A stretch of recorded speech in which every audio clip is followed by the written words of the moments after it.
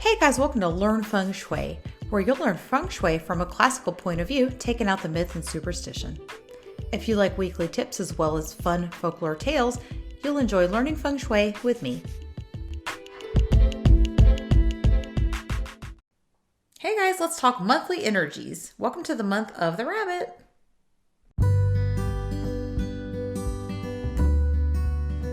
Hey you, would you like to learn more about Feng Shui and want to go a little bit deeper? The Feng Shui Club is actually perfect for you.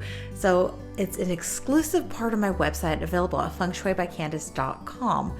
And for only $15 a month, you get exclusive access to all sorts of information that includes flying star Feng Shui, date selection, animal sign clashes, animal signs that combine, the ways to best use each day, all sorts of information, as well as how to do Feng Shui activations and the days that are best to do them.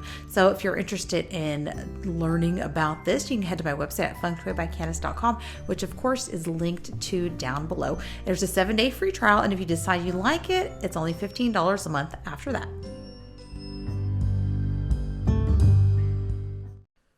Hey guys, welcome to the month of Sin Mao, Metal Rabbit month in a Metal Rabbit year. We'll see how it turns out, right? Can you believe we're already in March? Even though February is a super short month, and it really went by rather quickly, I was part of that snowstorm that hit, the Texas and that lower part of the United States where we usually don't get a hard freeze. And that 1 week that we were inside our house seriously felt like 6 weeks. So even though in some ways the month went by really fast, it felt like it was a full month for me. So what can we expect out of this month? So let's look at March. So March 5th through the 20th, the first Jie Qi cycle, which is a 15-day cycle of energy, is called Awakening of Worms. And it's that first little sneak peek and what the farmers kind of use to gauge whether they want to start thinking about planting. March 20th through April 4th, of course, is spring equinox, and it corresponds to the pagan wheel of the year and the equinox.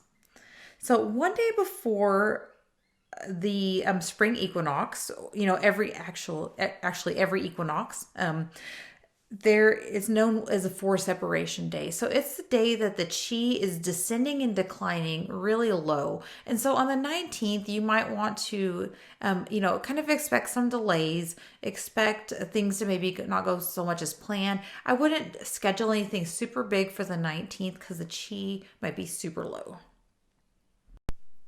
So one other thing I wanted to kind of talk about for the month is the fact that this might be the month that if you have a goat sign in your chart, that's the sign that's actually clashing the year. And so it's opposing the Grand Duke. You might be already having some setbacks in the year. You might be having a little bit of a bumpy ride for this year. And the good news is that during the months that come in that actually support you, you'll find a little bit of a reprieve in this energy. So the rabbit is one of the animal signs that actually, it combines with the goat. So it could make a little bit of a combination there. And anytime you have a combination within your birth chart, within your natal chart with those animal signs, it actually acts as a little bit of a, it takes away that clash. And so this month you can kind of expect to have a little bit better energy if you've been feeling real low on the energy and some things like that. So look for the days that are pig days. Those are going to be your success days, and those are going to have a fairly good usable energy for them. So lucky for you, right? Another thing you can do if you have the animal sign of the goat, and again, if you're having a rough year, look for the months that combine. So not just the rabbit, but also the month of the pig. So the month of the pig is going to be in November. So right there, you already have 2 months where you're going to actually have a little bit better energy. It combines, it takes that clash away. So it's kind of negating some of that energy already.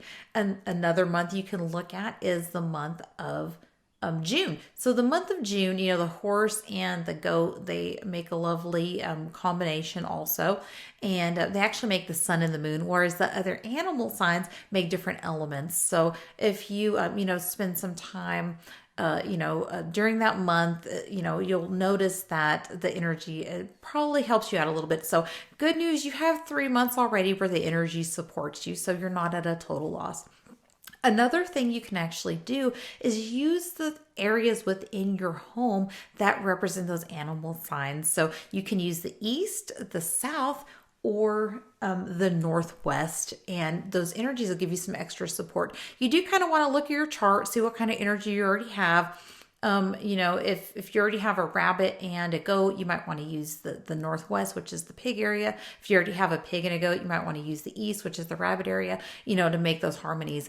I, for one, really favor the south this year because it's such a good energy all around. It has amazing energy, and it really, really supports networking. It really supports doing social media posts, videos. If you want a little bit of extra attention in that area, that's the area for you to use. So if you don't know what your animal signs are, I do have a free calculator on my website at fengshuibycandace.com, which I'll link to below. If you don't know how to find these areas in your home, there's really good news because this is actually the focus of the topic of my free Feng Shui workshop that I'm doing on the 21st of this month. So I'll put the link below. Make sure you join if you want to know how to connect your Feng Shui to your natal chart a little bit better. We'll kind of go over that. We'll look at where these directions are in the house. We'll say, hey, these are the areas that connect to my natal chart. This is what I need to do in those areas. But if you're interested in that, again, just register at the link below.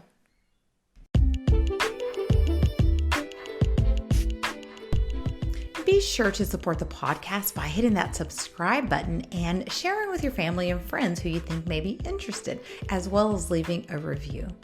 If you'd like to learn more about Feng Shui and Chinese metaphysics, visit my website at fengshuibycandace.com.